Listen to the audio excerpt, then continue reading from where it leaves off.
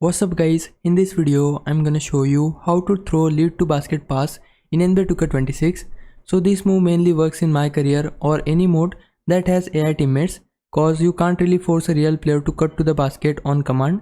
Basically, this lets you make one of your teammates perform a backdoor cut so you can pass it to them right at the rim.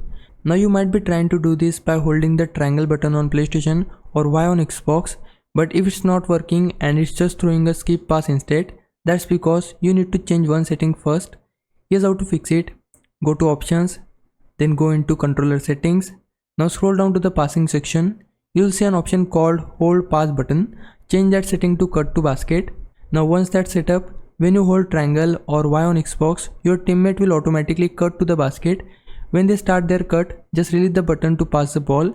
You can even use the left stick to aim where the pass goes, like to the right or left side of the rim. Just make sure to time it properly so the defense doesn't steal the pass, but once you get used to it, it's a really effective way to get easy buckets.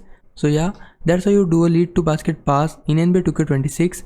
Try it out and let me know if it helped you. Now if it was a big help, can you like this video and subscribe my channel. For now, thanks for watching. Bye bye.